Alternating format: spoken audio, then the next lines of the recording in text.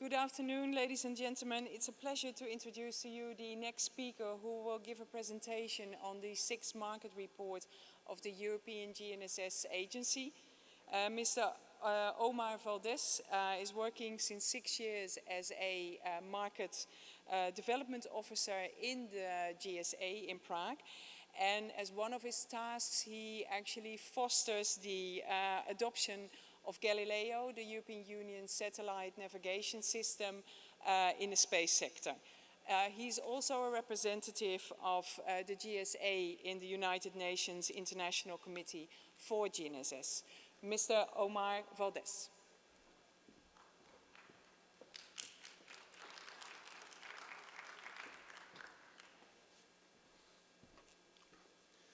Thank you very much. Thank you, Yolanda, for your kind words of introduction. So, as Yolanda said, we are going to present to you today the GNSS, the freshly launched GNSS Market Report, issue number 6. So, first of all, who we are. We are the European GNSS Agency, the GSA. So, I clarified this, who we are, because I discovered the other day roaming through Washington that there is another GSA in the United States. So, we are not that GSA. We are the European GSA. We are the agency that is in charge of the European GNSS systems, in particular EGNOS and Galileo. We are more than 150 staff members plus several consultants. We employ people from 22 different member states of the European Union, and we are headquartered in Czech Republic, in Prague. We have other locations as well in France, in the Netherlands, in Spain, and in the United Kingdom. So today it is my pleasure to introduce you to the newly published GNSS Market Report number 6. It's the 6th edition that we have done already over the last 10 years, or slightly more than 10 years, and it covers market data of all of the market segments that we work with. Yeah. Like you can see there, we have the data from road, maritime, rail, aviation, critical infrastructures, etc., etc. And this year, this market report has a special editors section, which is particularly relevant for the audience here, which is on space applications. I will speak about that later. Yeah.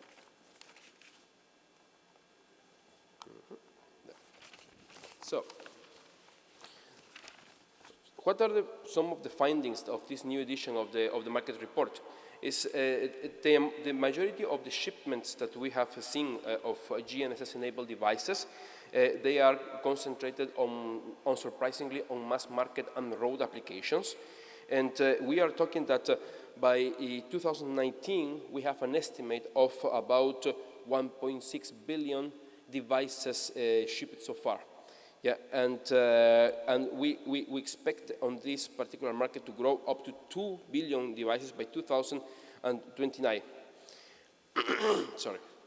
90% of these receivers are in the smartphones that every one of you has in your pockets, and as well in the cars. That is for the lowest cost range of device. Then we have a second range of device that goes between one device between 5 euros and 150 euros. And that we expect an annual growth of 6%. And this type of receiver is mainly used in unpowered assets. Yeah, so assets that are not or don't have their own power source. So therefore, they are dependent on having a small power source inside them, such as IoT devices and tracking devices. So, and on top of that, we have then the high-end receivers, the professional receivers, what we used to call. Are such as the one used in cadastre and other applications that we expect that cost more than the 150 euros, yeah, and they contribute only 3% of the market, but they are in the when it comes to shipments, but because of the high value, they have a strong effect in the revenues produced. Then. This growth will impact all this installed base of devices. We expect that we can reach by 2029 roughly 10 billion devices. So that means more GNSS devices in the world than people. Yeah. So that is quite remarkable. Yeah. And this now we notice that there is some slowing down on this growth with regards to the previous decade, because there is a trend today for the smartphones to have a longer useful life. So people are starting to change, are becoming more environment conscious, so they try to keep their electronics for longer before making them obsolete. And so this has an impact, but only slowing down, not even reducing the amount of devices.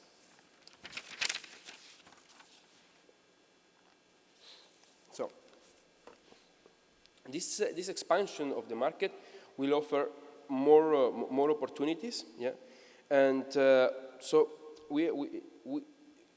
in particular when it comes to added value services. What's what we call added value services? Galileo has services that are not that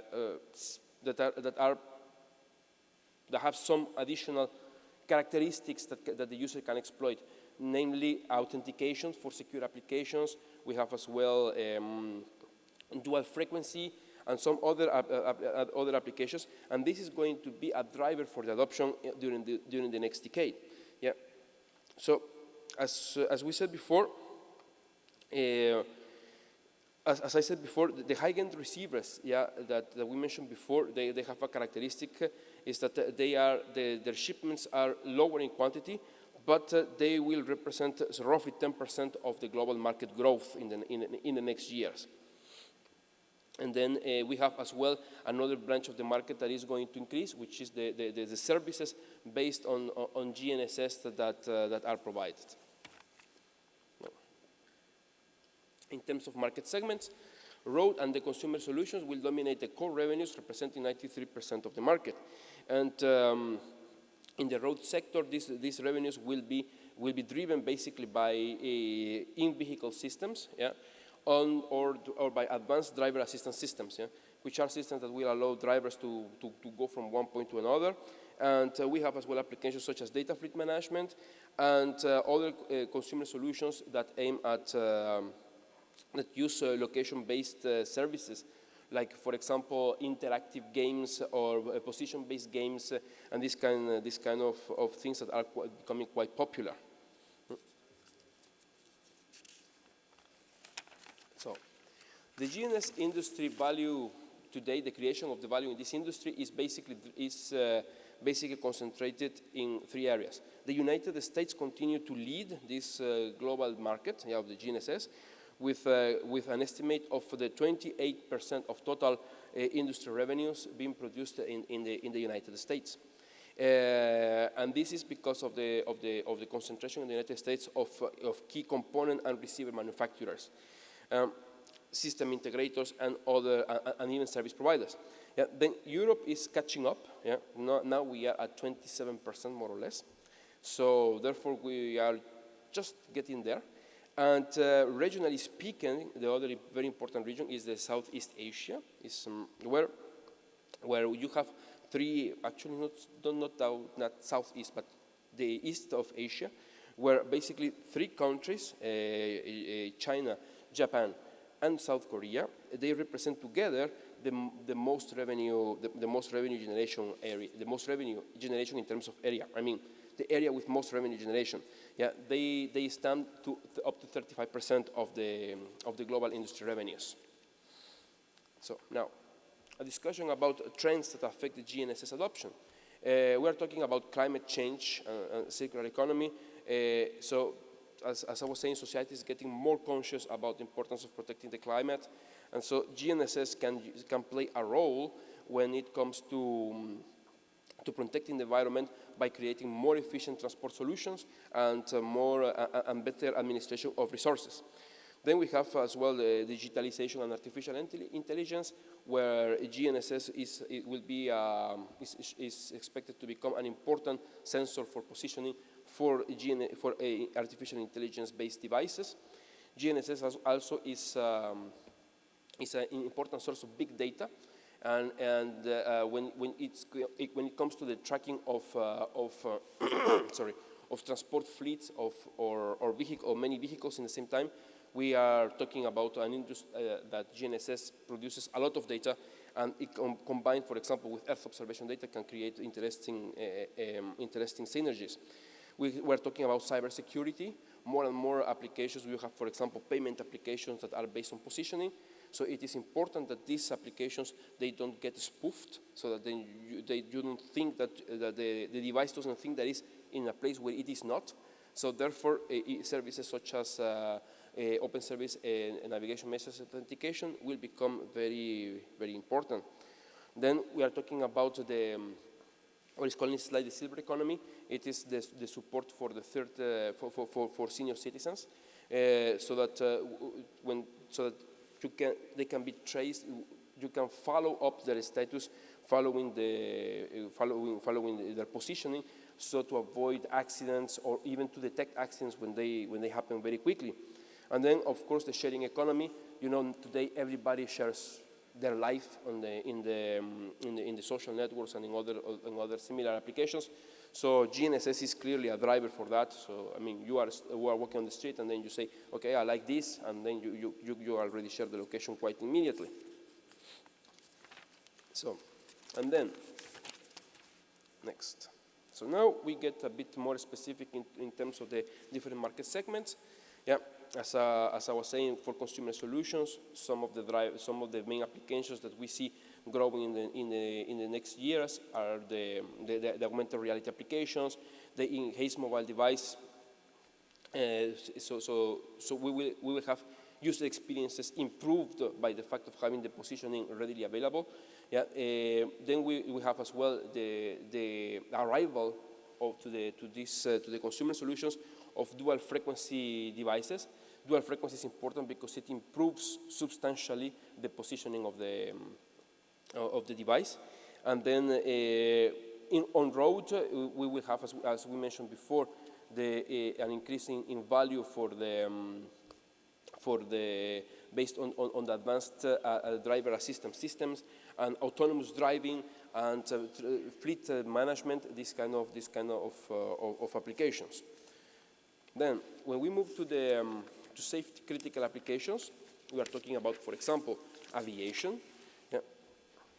And this is interesting because now we talk about manned aviation, because now we have as well unmanned aviation, which is afterwards. Yeah, so the manned aviation, so the normal aviation, we are having more and more airports adopting SBAS-based procedures for approach for aircraft, so that the safety is improved. Maritime, they are using as well this augmentation technique, so that the docking of ships can be done in a simpler, safer, and more efficient way. And rail, the future evolutions for rail, for signaling for rail, we expect is going to be based on GNSS, which will represent a substantial reduction on cost for this industry.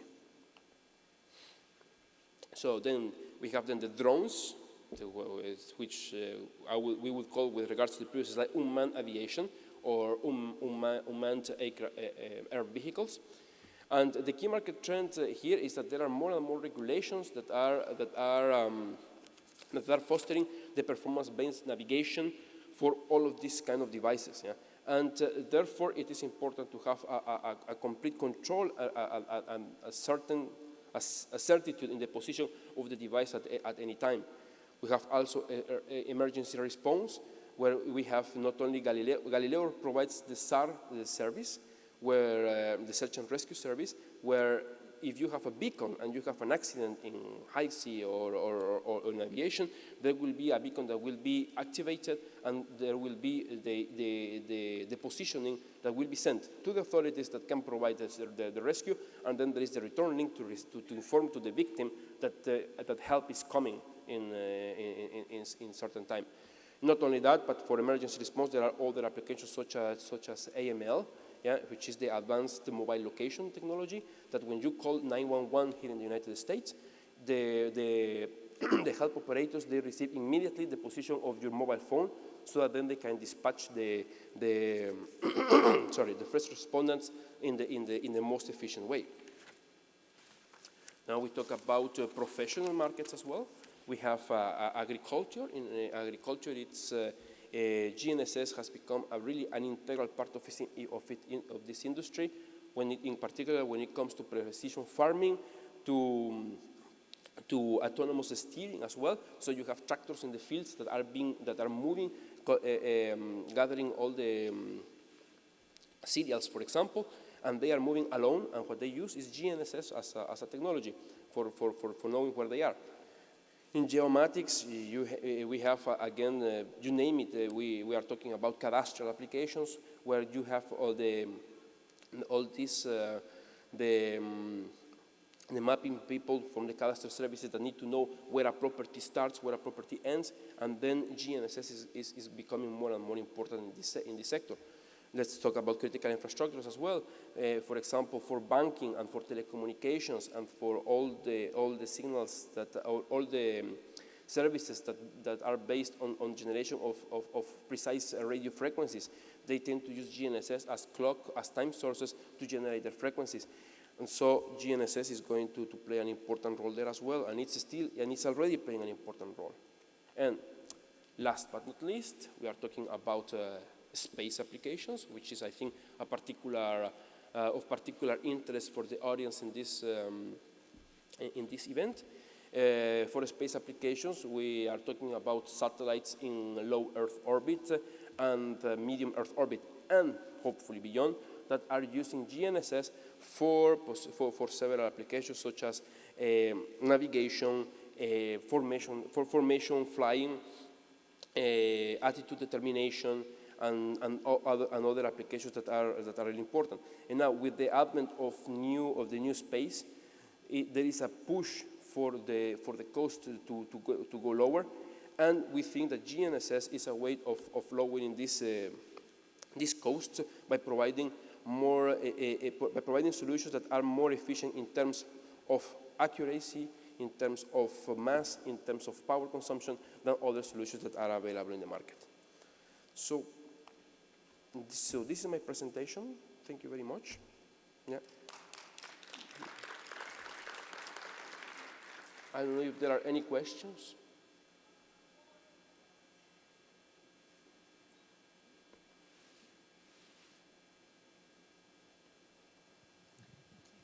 Thank you for the presentation. I've got a question on the new space market. So a lot of satellites currently are using GNSS receivers in their satellites, but the standardization, test standardizations are not there. So a lot of people come across, they say they test by putting the antenna outside the window, which doesn't emulate the correct conditions. So are there any standardizations planned for this? It's interesting that you asked this question, because just this morning we had a conference. As Yolanda mentioned, I am representative of the GSA in the International Committee of GNSS of the United Nations, and that was one of the topics that was raised this morning in this call. And it's actually a topic that there is being given some thought in the international community, and yeah, we hope that it's going to come eventually. Yeah. That is. So just a quick question in regards to the collaboration aspect with GSA and some of the mega constellation that are going to occur in upcoming years. What do you think that you can accept from some of these mega constellation to improve or enhance the development market of what GSA is aiming for? Well, when you go to space, and in particular when the higher you go, yeah, then you get into what is called the space service volume. And when you get into this space service volume, what is the first thing that is critical is that there you don't speak anymore about GPS, you don't speak anymore about Galileo, you don't speak about GLONASS, you don't speak about Beidou, you speak really about GNSS. So the first key there is using multi-constellation solutions. Then, excuse me. Then, the other point that you have to take into consideration is that is as well the use of other added value services. For example, we have had Galileo will provide a triple frequency solution in E6, and in the E6 navigation message there will be what is called the high accuracy service. Yeah. And so there is interest. We have seen that there is interest from the industry on using this service, in particular for applications such as attitude determination, where really the accuracy is really, really, really important. Yeah.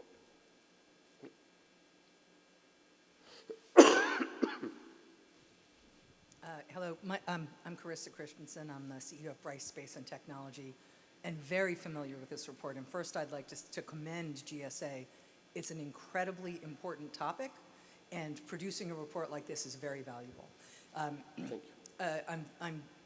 This is a very challenging data set to collect, and so I'm curious what areas you would like to expand or improve the data collection and analysis as you move forward.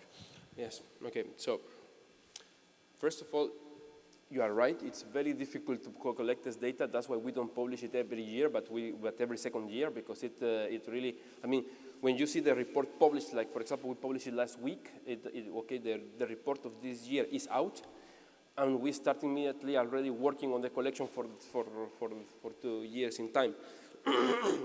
Sorry.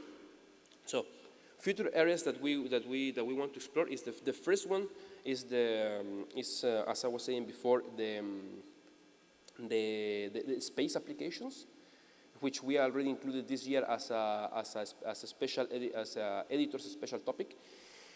The fact that it's an editor's special means that we don't have still complete market data on it, but we are just introducing the topic and these kind of things. And we expect that in 2 years' time we will have already a fully blown section for space applications. Yeah?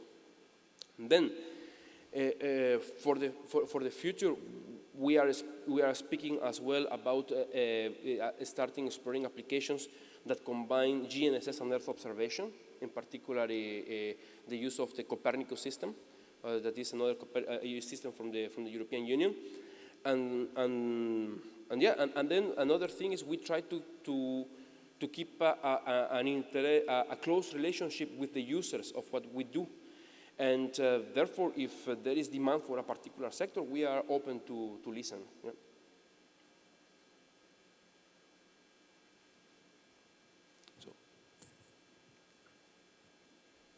Thank you very much, and so that's it. Thank you.